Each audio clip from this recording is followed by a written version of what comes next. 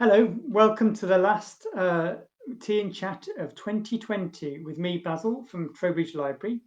I'm doing this from my own house. It's not actually the library where you can see me now.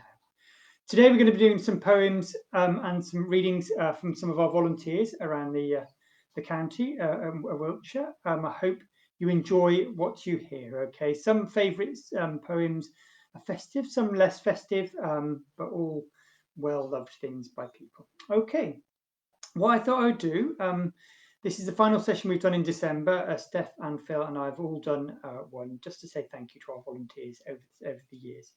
I'm going to start with a poem from Judith, chosen by Judith from Tisbury Library. It's one that a lot of people will know, and it's quite a nice one to start with. Not festive, but certainly a favourite song. Okay, this is called Leisure by W.H. Davis. What is this life, if, full of care, we have no time to stand and stare? No time to stand beneath the boughs and stare as long as sheep or cows.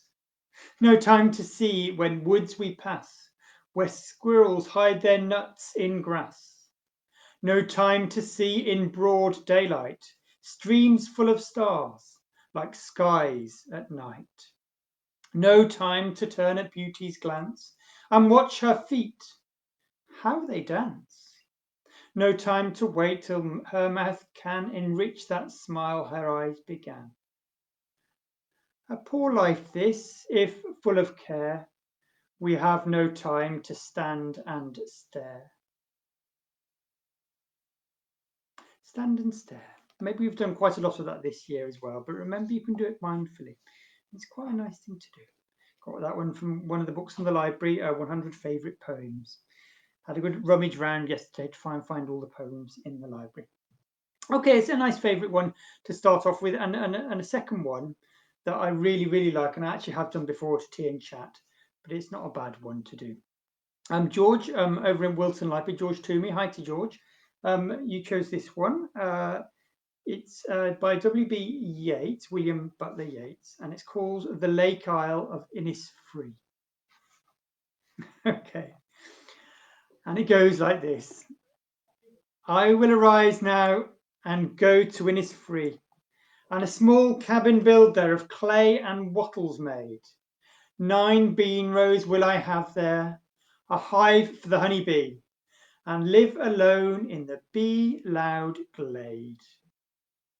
And I shall have some peace there, for peace comes dropping slow, dropping from the vales of the morning to where the crickets sing.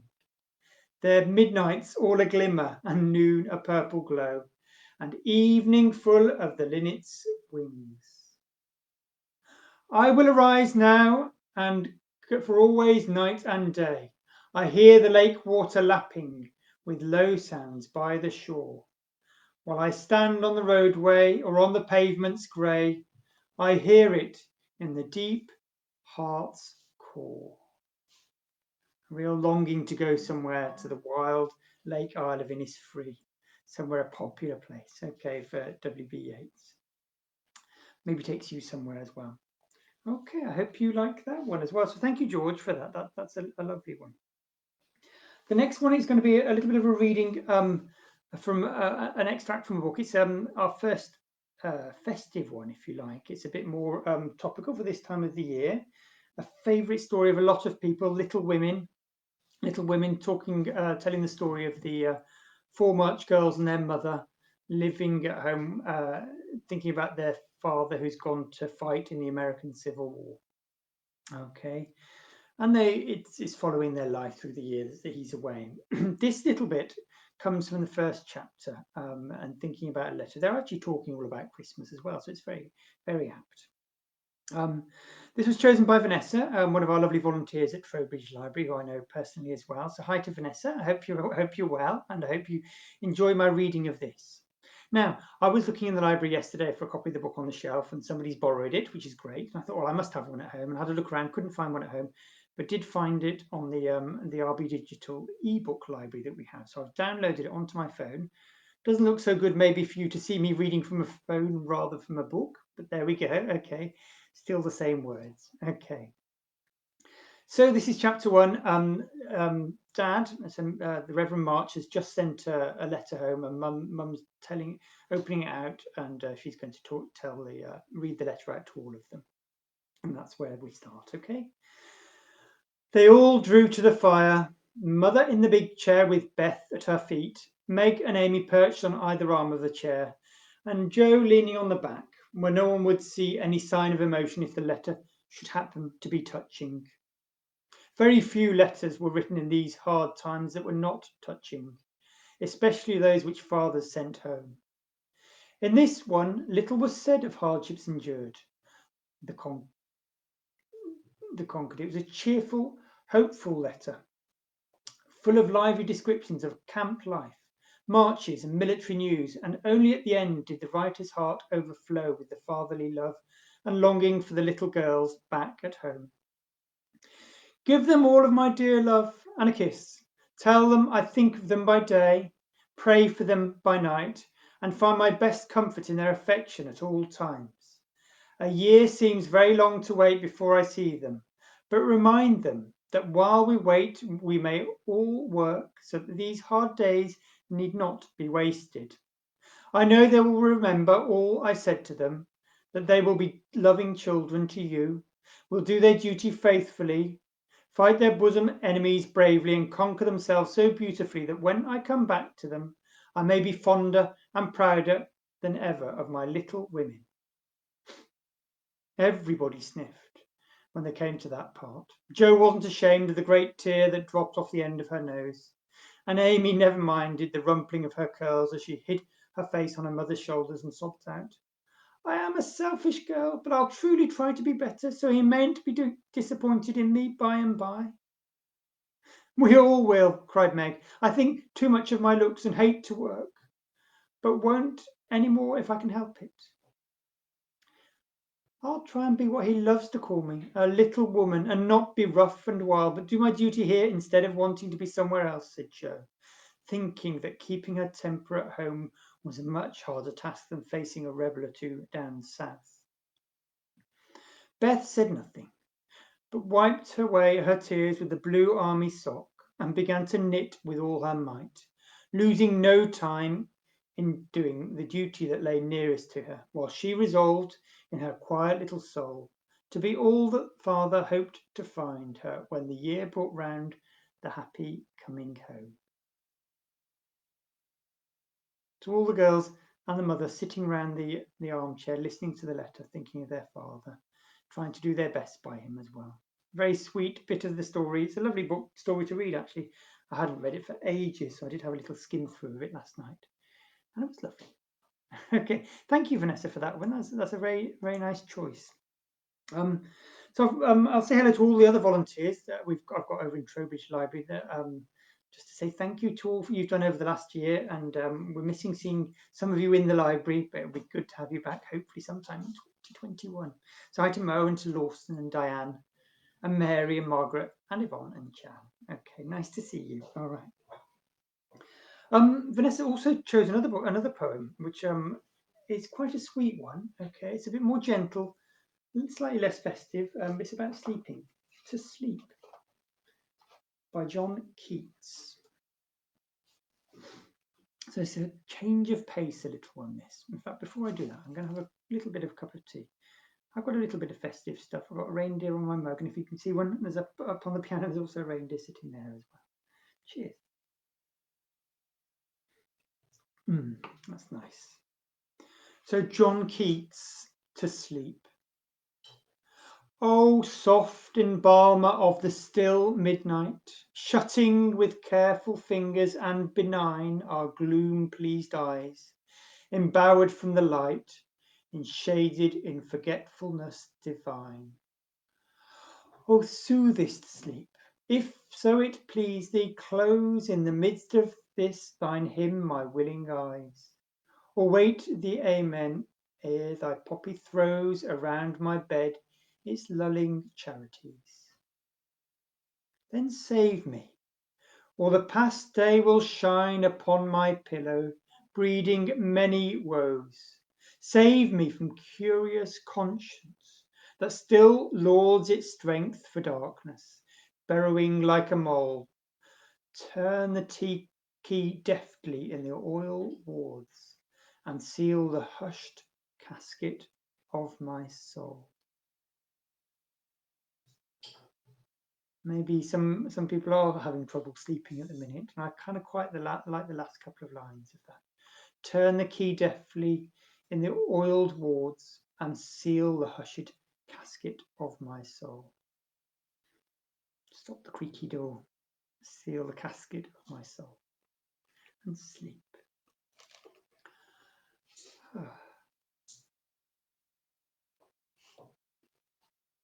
Okay, I'm going to move on. It's another volunteer from Tisbury Library, and this is Amanda, and she chose a nice little poem by Christina Rossetti, which made me smile. I didn't know it before. It's called Colours, or Colour, and it's one I hope you might enjoy as well. I also want to mention Frank over at Tisbury Library as well. Hi to Frank. Frank suggested we read a bit of Ronnie Barker of the Little Fish monologue. I kind of figure I can't quite channel my Ronnie Barker to do that properly and do it justice. But hi to you as well, and hopefully we'll get Tisbury Library open soon as well. Anyway, this poem is called Colour, and it's by Christina Rossetti. And it kind of just made me smile, and I hope it makes you smile as well. Okay. Colour by Christina Rossetti. What is pink? A rose is pink by a fountain's brink. What is red? A poppy's red in its barley bed. What is blue? The sky is blue where the clouds float through. What is white? A swan is white, sailing in the light. What is yellow?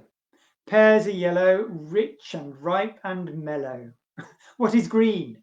The grass is green, with small flowers between. What is violet? Clouds are violet in the summer twilight. What is orange? Why, an orange, just an orange. What's your favourite colour? I sometimes do rhyme times on Facebook as well. You might have seen them. And a favourite is jumping up and down on the big red tractor, and I go through lots of different colours. So a very different colour song there, but the colour poem by Christina Rossetti, a little bit more intellectual than jumping up and down on a big red tractor, bringing in the hay.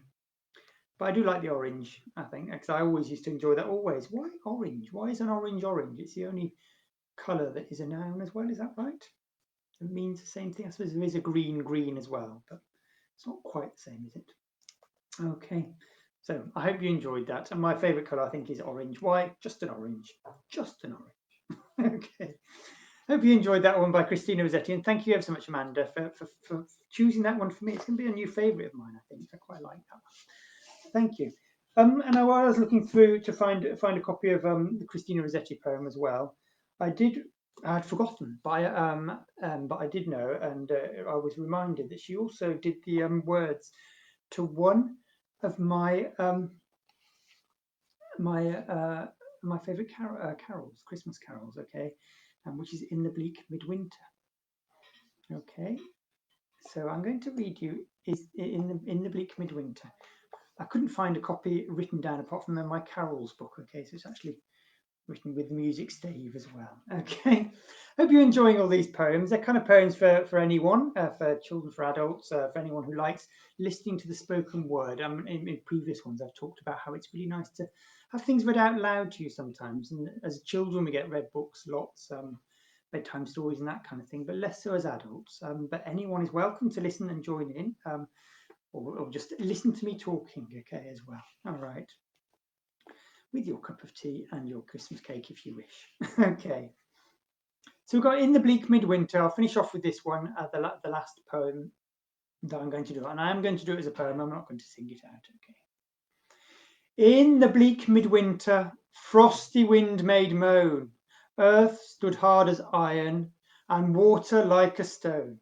Snow had fallen, snow on snow, snow on snow.